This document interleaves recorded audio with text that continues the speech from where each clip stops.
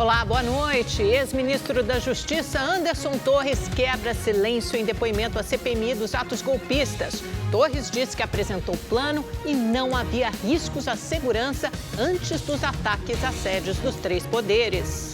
Na abertura da cúpula da Amazônia, o presidente Lula pede apoio de prefeitos e governadores para zerar o desmatamento. Você vai ver também. Em Belo Horizonte, a entidade pede a criação de um protocolo para motoristas de aplicativo, depois de mulher ser abandonada e estuprada. Agora no Rede TV News.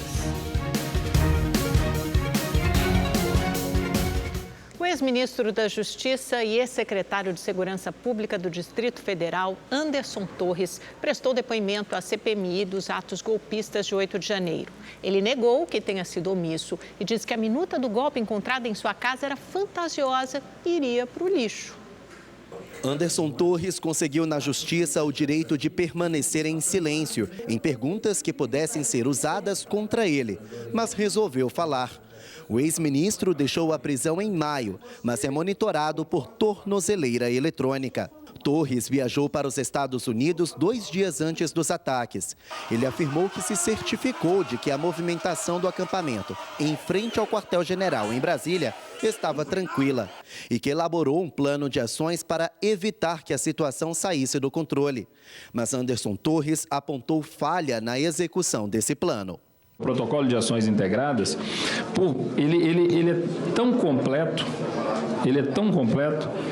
que realmente, se ele tivesse sido cumprido à risca, não teria acontecido os atos de 8 de janeiro. Segundo a relatora da comissão, informações da ABIN, a Agência Brasileira de Inteligência, apontam que em 6 de janeiro, quando Anderson Torres ainda estava no Brasil, já havia alertas de manifestações. Eram mais de 30 alertas já expandidos nos vários grupos e ele, inclusive, estava em um dos grupos de WhatsApp.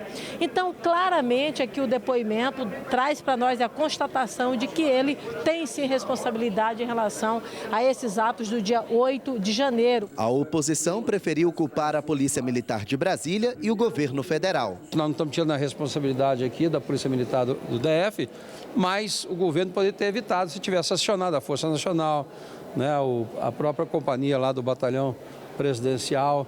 Então tinha várias providências que poderiam ser tomadas e não foram tomadas. Anderson Torres ficou preso por cerca de 4 meses. A Polícia Federal investiga o ex-ministro da Justiça por suposta omissão e conivência com os ataques antidemocráticos. E por causa da minuta que foi encontrada na casa dele, contra Torres pesa outra suspeita, a de participar de um plano de golpe de Estado. Mas o ex-ministro argumentou que o documento não tem valor jurídico. É fantasioso isso aí, jamais saiu da minha casa, eu não troquei, não conversei sobre isso com ninguém e era um documento que estava pronto para ir para o lixo, para ir para descarte. Anderson Torres também é investigado por tentar dificultar o deslocamento de eleitores do Nordeste no segundo turno das eleições. A senadora Elisiane Gama quer uma acariação entre ele e o ex-diretor da Polícia Federal na Bahia, Leandro Almada. Segundo ela, houve contradição no depoimento dos dois. Torres disse que foi até a Bahia 5 dias antes do segundo turno visitar uma obra da PF, em Salvador. Já Almada, segundo a relatora, confirmou à Polícia Federal que o principal objetivo da reunião com o então ministro da Justiça era tratar do levantamento de pontos onde o então candidato Lula teria mais votos. 2 militares morreram em um acidente aéreo em Formosa, no interior de Goiás. Um helicóptero da Marinha caiu próximo ao quartel da cidade durante um exercício. A queda aconteceu a cerca de 80 quilômetros de Brasília. 14 pessoas estavam na aeronave. Em nota, a Marinha informou que a Comissão de Investigação de Acidentes Aeronáuticos está apurando as causas da queda.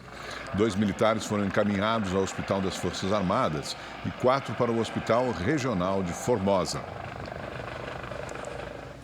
Em Belo Horizonte, uma entidade que apoia mulheres vítimas de violência propõe a criação de um protocolo de conduta para motoristas por aplicativo. A ideia surgiu após o caso da jovem de 22 anos que foi estuprada depois de ser deixada desacordada na calçada.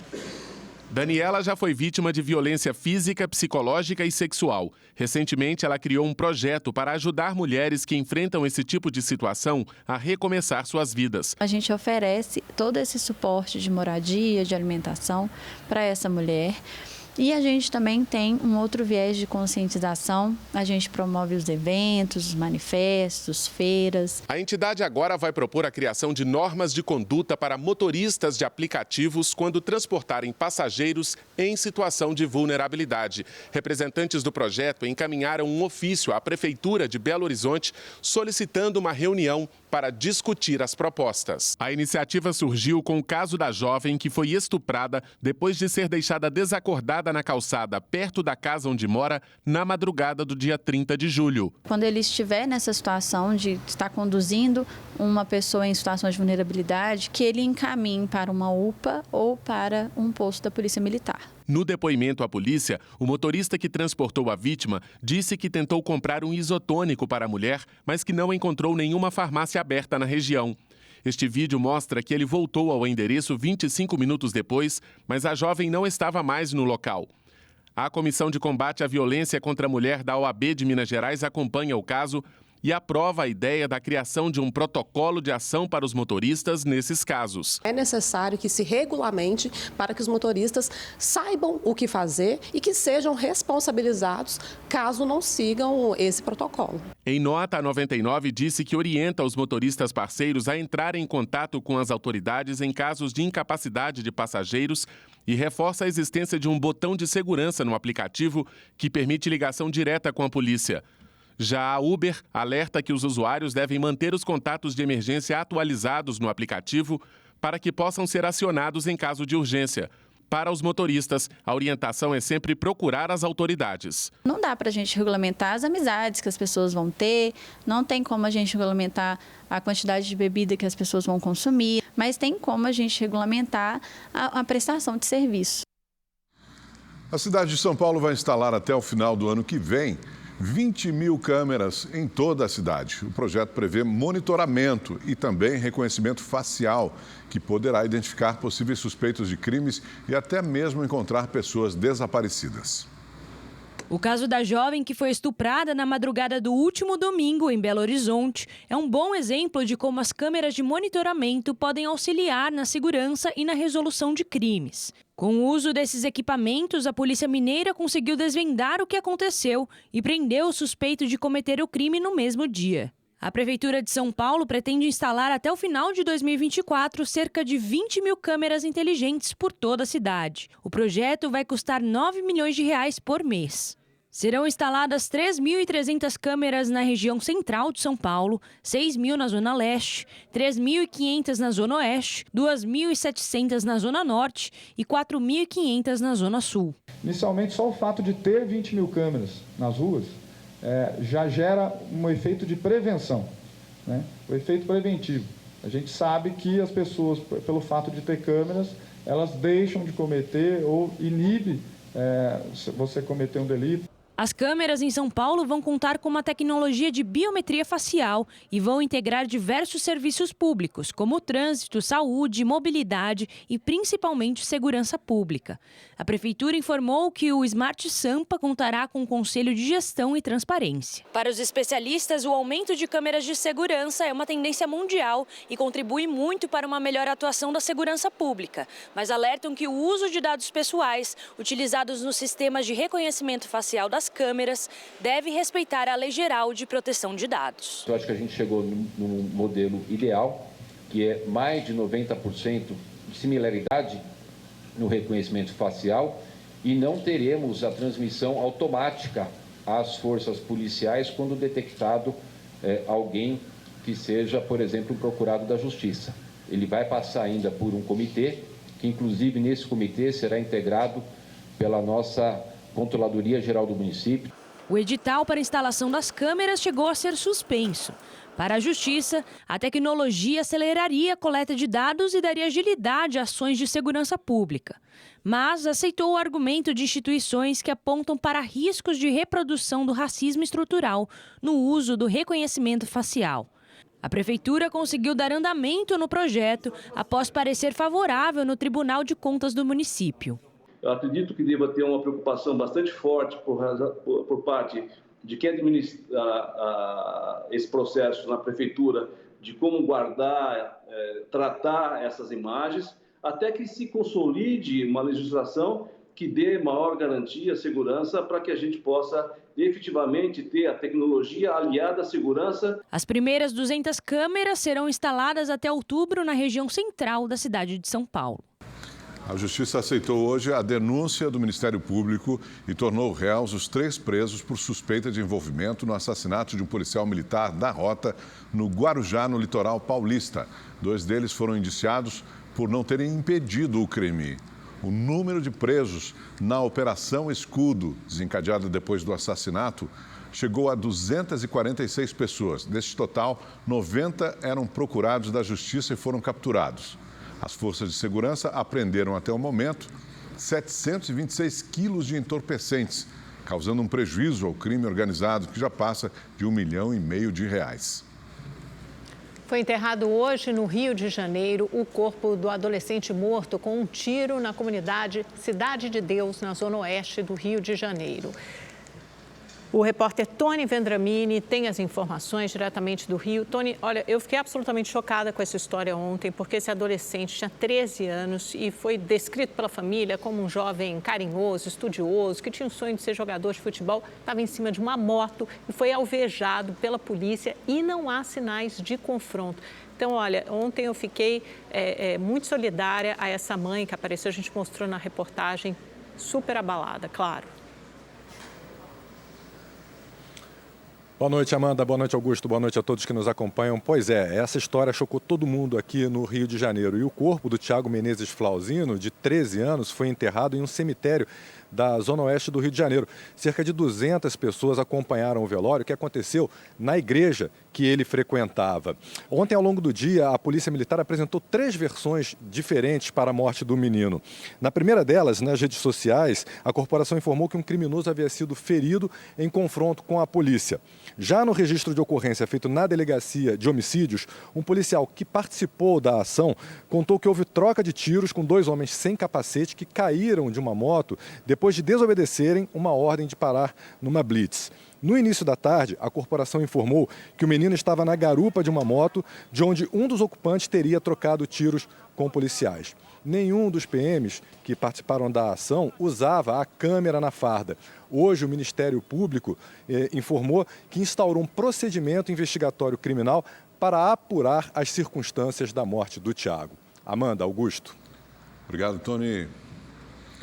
Maxwell Simões Correia Júnior se entregou à Polícia Federal no Rio de Janeiro. Ele é filho do ex-bombeiro Maxwell Simões Correia, preso por participação na morte da vereadora Marielle Franco e do motorista Anderson Gomes.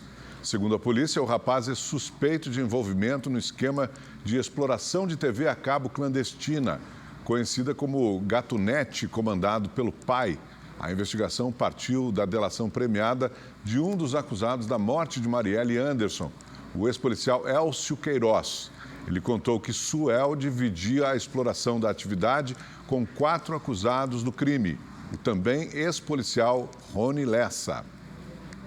Uma casa de câmbio clandestina foi fechada durante uma operação da Polícia Federal em Governador Valadares, no interior de Minas Gerais. R$50 mil em dinheiro, celulares e computadores foram apreendidos na casa e nos escritórios dos suspeitos. A investigação começou após a prisão de uma quadrilha especializada em enviar brasileiros que tentam atravessar a fronteira do México com os Estados Unidos de forma ilegal. A pena por operar câmbio sem autorização varia de 1 a 4 anos de prisão. O Brasil tem hoje quase 3 milhões de pessoas sem documentos ou qualquer tipo de registro civil. São brasileiros invisíveis para o Estado. Elas podem até passar despercebidas em função da correria do dia a dia, mas estão ali, nas ruas, passando fome e frio. São pessoas que, em sua maioria, não possuem documentos como certidão de nascimento, RG ou CPF. Para o Estado, é como se elas não existissem. Agora nós sem o nosso documento, a gente não consegue fazer nada, não consegue ter um acesso à saúde, a entrar em qualquer lugar que tenha que ter pelo menos o RG. Nós tá como tipo indigente, né? Não tem um RG, não tem certidão. Tem um auxílio, mas não conseguiu receber por causa do documento. Preciso tirar todos os meus documentos. Eu preciso de ajuda para tirar meus documentos para me voltar para a sociedade. De acordo com o Instituto Brasileiro de Geografia e Estatística, o IBGE, cerca de 2.700.000 brasileiros não têm documentos ou qualquer tipo de registro civil. Para se ter uma ideia do tamanho do problema, esse número equivale à população de algumas capitais do país. É como se uma Belo Horizonte inteira não existisse mais no mapa. Entre as consequências da falta do registro está a dificuldade de acessar direitos fundamentais, como ir à escola, ter atendimento de saúde ou participar de programas sociais. Além, claro, de não poder votar, viajar, ter conta em banco ou qualquer tipo de bem. A Fernanda conhece bem essa realidade. Durante 2 anos, ela viveu o dia a dia de um serviço público de emissão de certidões que aconteceu dentro de um ônibus no Rio de Janeiro e escreveu um livro sobre as experiências de brasileiros sem documentos. Uma das pessoas que eu conheci no ônibus é que ela descobre que tinha câncer, mas ela não podia fazer o tratamento no sistema público porque ela não tinha documentos. Então, quando você não tem documentos, você, além de ter perdido um direito, você vai perdendo acesso a outros direitos. Isso que é o cruel. Dificuldades que escancaram a necessidade de se criar políticas públicas para devolver a essas pessoas o que é de direito delas, a cidadania. Falta uma política pública nacional que organize isso tudo, né? Houve em 2007, houve um pacto pela documentação, né? Um programa nacional de acesso à documentação e combate ao subregistro, e espero que esse programa em breve seja retomado. Este advogado especialista em direitos humanos explica o que as pessoas podem fazer para sair da invisibilidade e recuperar seus direitos. Todos os estados da federação, inclusive a União, têm defensorias públicas que têm, dentre outras funções, o auxílio àqueles que sejam hipossuficientes. E essas pessoas estão inseridas em hipóteses de hipossuficiência. Então, primeiro, procurem o cartório. Caso não consigam, procurem a defensoria pública. Um acidente com um aparelho de musculação no Ceará chamou a atenção para os cuidados que devem ser seguidos em uma academia. O homem que se machucou dificilmente voltará a andar. As imagens divulgadas hoje mostram a lesão provocada pelo acidente na academia e como ficou a coluna de Regilânio da Silva Inácio, de 42 anos, após a cirurgia de 4 horas. Segundo a família, a cirurgia custou R$35 mil. Parentes realizaram uma campanha para ajudar nos custos da operação e do tratamento e conseguiram em poucas horas ultrapassar a meta. A vaquinha virtual já arrecadou mais de R$80 mil.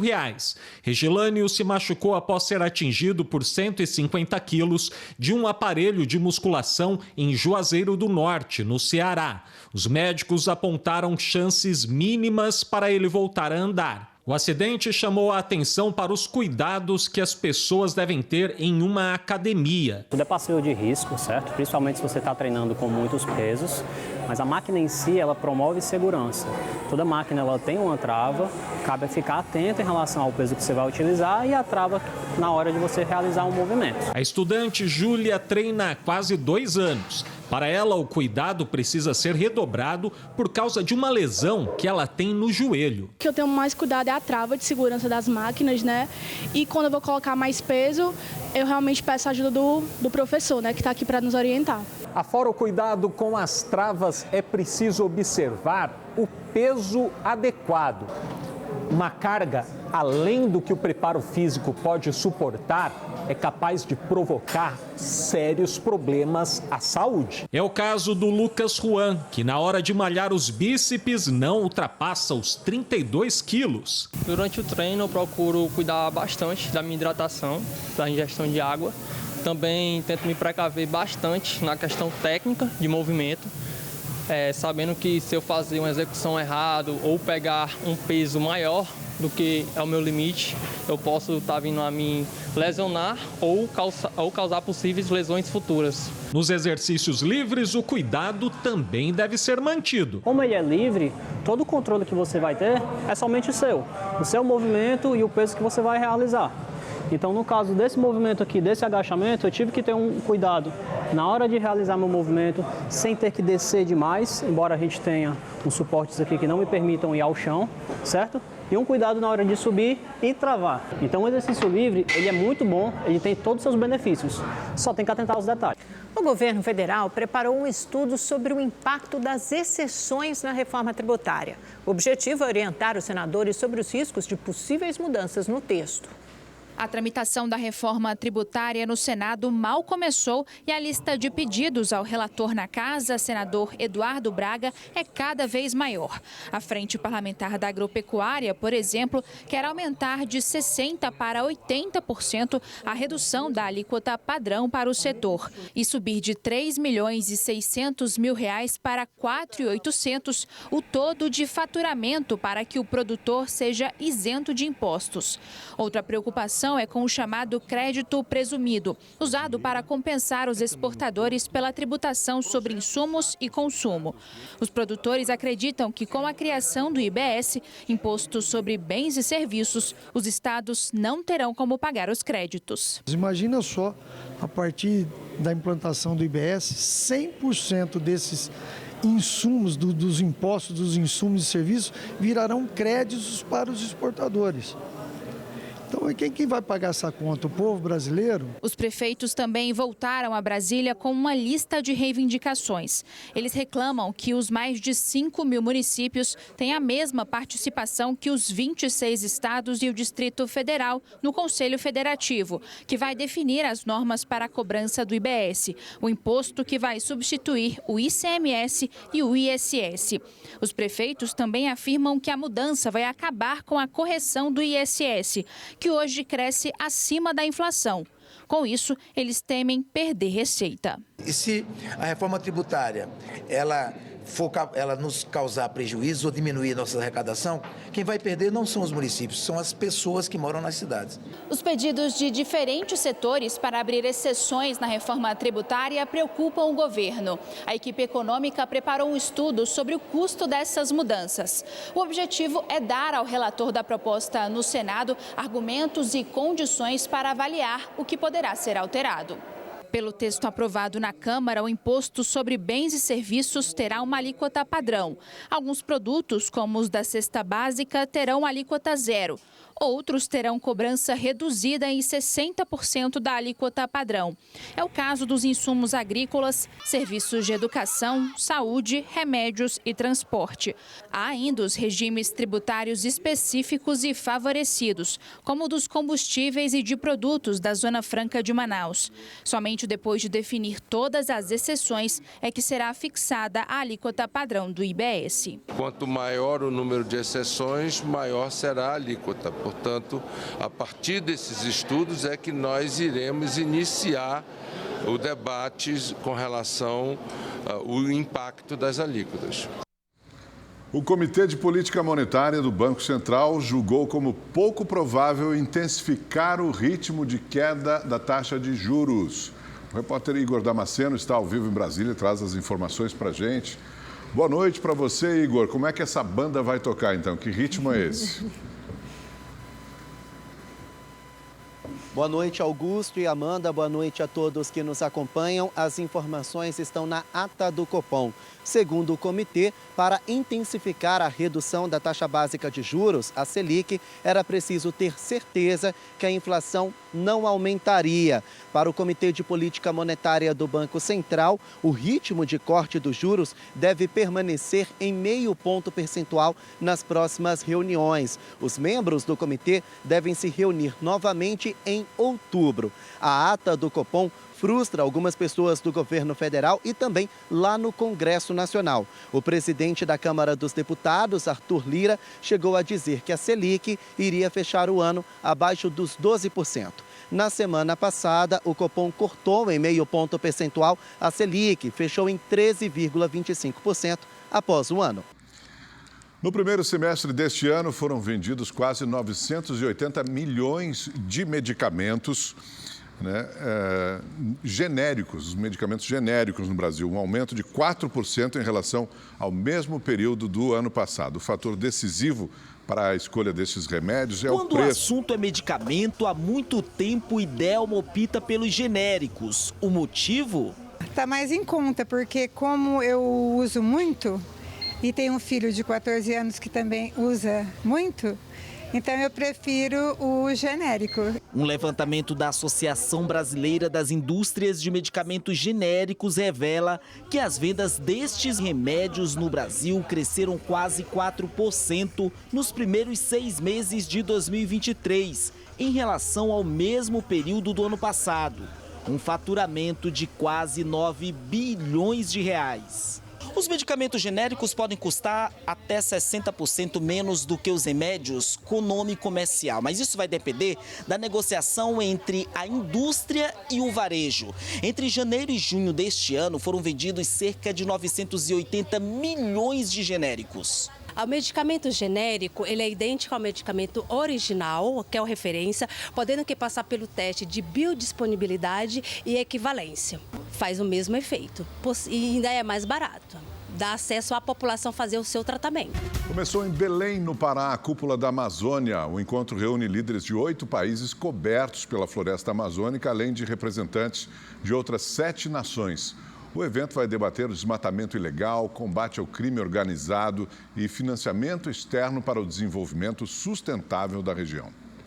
O presidente Luiz Inácio Lula da Silva recebeu os presidentes do Peru, Bolívia, Colômbia, Guiana e Venezuela. Equador e Suriname enviaram representantes e a Venezuela é representada pela vice-presidente Delcy Rodrigues. Nicolás Maduro cancelou a participação por causa de uma infecção de ouvido. No discurso, Lula pediu mais cooperação entre os países. É motivo de muita alegria reencontrar os líderes dos países da América do Sul para tratar da Amazônia, esse patrimônio comum de nossos países.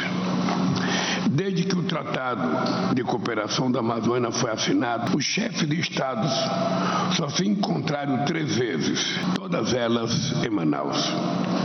Há 14 anos que não nos reuníamos. É a primeira vez que o fazemos aqui no Pará e a primeira vez num contexto de severo agravamento da crise climática. Nunca foi tão urgente retomar e ampliar essa cooperação. O anfitrião do evento, o governador do estado, Helder Barbalho, destacou que o desafio da Amazônia é social e climático e reforçou para o mundo que existe uma preocupação cotidiana e urgente de todos que se dedicam a essa região e ao seu povo. A realização da conferência de cúpula que agora se inaugura é o coroamento do empenho de todos aqueles que têm dedicado suas vidas à preservação desta vasta e rica região da América do Sul. Neste primeiro dia do evento, um dos temas foi a crise climática. Lula também destacou que a cúpula pretende discutir o desenvolvimento sustentável, combinado com a proteção ambiental e a geração de empregos dignos. O presidente também cobrou o apoio dos governos locais para atingir o desmatamento zero. Para resolvermos o problema da região, precisamos reconhecer que ela também é um lugar de carência socioeconômica históricas. Não é possível conceber a preservação da Amazônia sem resolver os múltiplos problemas estruturais que ela enfrenta. Estamos empenhados em reverter esse quadro. Já podemos ver resultados. Os alertas de desmatamento na Amazônia tiveram uma redução de 42,5% nos primeiros 7 meses deste ano. Assumimos o compromisso de zerar o desmatamento até 2030. E vamos ao vivo conversar em Brasília com o nosso comentarista de política, Kennedy Alencar. Isso que o presidente Lula disse no finalzinho da fala dele, Kennedy, é muito importante. Quer dizer, os alertas de desmatamento já diminuíram na Amazônia só por essa mudança na política. Só de você colocar, inserir a preservação ambiental como centro da política de um governo. Embora os alertas de desmatamento no Cerrado tenham aumentado. É importante fazer essa ressalva também. Mas qual a sua avaliação desse encontro, Kennedy? O que deu certo, o que deu errado? Olá, Amanda, boa noite para você, para o Augusto, para quem está nos assistindo. Amanda, a gente pode falar que, de modo geral, a cúpula deu certo, né? Havia 14 anos que esses países não se reuniram. Se reuniram agora e chegaram a um consenso que é muito importante, que é o seguinte: a Amazônia pode ter um ponto de não retorno, um ponto em que a floresta vai desaparecer, a savanização. A gente ouvia cientistas fazerem alertas nesse sentido, uma ONG aqui, uma autoridade, uma ministra como a Marina fazer um alerta. Mas agora a gente tem um diagnóstico de 8 países da Amazônia dizendo o seguinte: existe um ponto de não retorno e a gente tem que tomar as medidas para evitar que isso aconteça.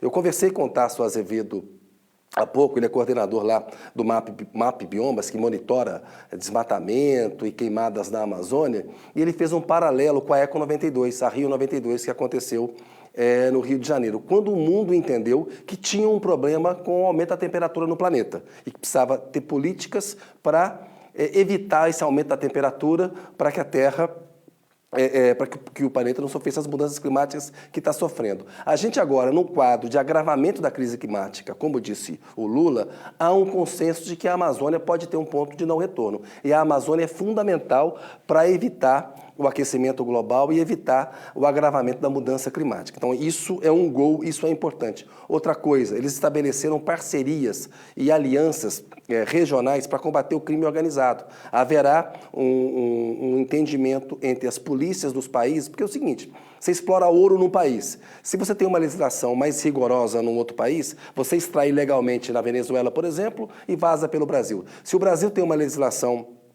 mais rigorosa, você extrai no Brasil e vaza ilegalmente pela Venezuela ou pela Colômbia. É importante que esses países tenham políticas comuns nesse sentido. Uma coisa que ficou nebulosa é a questão da extração de petróleo na Amazônia. Não tem uma condenação a isso. É uma indústria que está acabando. Em 10, 15 anos, quando o Brasil, por exemplo, começar a explorar petróleo na Amazônia, a gente vai estar num outro momento de transição energética. Isso é meio contraditório com o discurso que o Lula faz em palcos mundiais. E, por último, Amanda e Augusto, ele conseguiu uma aliança para que esses países possam juntos cobrar os 100 bilhões de ajuda que o G7, os ricos, prometeram na cúpula de Copenhague, em 2009. Portanto, de um modo geral, a cúpula é muito positiva porque existiu, chegou a um consenso e está formando uma parceria real. Isso é importante. Você acabou de lembrar, a gente tinha um governo que incentivava garimpo ilegal, desmatamento na Amazônia. Então, adotar políticas públicas, esses 8 países, é fundamental para a gente evitar a destruição da Amazônia. Amanda e Augusto. O nosso planeta, né? Tem que preservar. Obrigado, viu, Kennedy? Boa noite para você. O governo federal quer abrir espaço de 5 bilhões de reais na meta fiscal do ano que vem. A proposta foi encaminhada ao Congresso Nacional e de Brasília, a repórter Maria Ferreira traz as informações. Maria, é uma exceção, né? Para que seriam esses recursos, 5 bilhões de reais de fora do arcabouço? São para investir no PAC, o Programa de Aceleração do Crescimento. Amanda, esse PAC que vai ser anunciado na próxima sexta-feira. Boa noite para você, para Augusto e a todos que nos acompanham. Os ministros Alexandre Padilha, de Relações Institucionais, e Rui Costa, da Casa Civil, se encontraram hoje com o presidente aqui da Câmara dos Deputados, Arthur Lira, para falar sobre esse novo PAC. E, bom, essa proposta de mudança na Lei de Diretrizes Orçamentárias, que foi encaminhada já ao Congresso Nacional, prevê que esses 5 bilhões de reais sejam abatidos dos investimentos das estatais que não dependem do Tesouro, ou seja, que têm uma receita própria. Na prática, isso significa, com essas mudanças, que essas empresas podem gastar no PAC, só que a despesa não entra no cálculo da meta fiscal.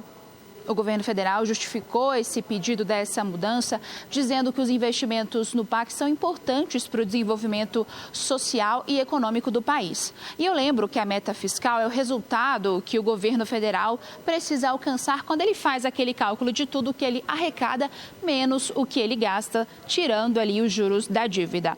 Essas sugestões de mudança na LDO vão ser enviadas ainda aqui para o Congresso e elas precisam ser aprovadas pelo Congresso Nacional, mas isso ainda não tem uma data definida. Eu volto com vocês no estúdio. Obrigado, Maria. A advogada Edilene Lobo tomou posse como ministra substituta do Tribunal Superior Eleitoral. Edilene é a primeira mulher negra a assumir o cargo e vai ocupar a cadeira deixada por André Ramos Tavares, que em maio passou a ser ministro titular do TSE. Doutora em Direito Processual pela PUC de Minas Gerais, ela é mestre em Direito pela Universidade Federal de Minas e atua como professora de Direito e de pós-graduação em Direito Eleitoral. E o Rede TV News fica por aqui. Tenha uma ótima noite. Nos vemos amanhã, 7h20. Te esperamos. Obrigado pela sua companhia. Até amanhã. Boa noite.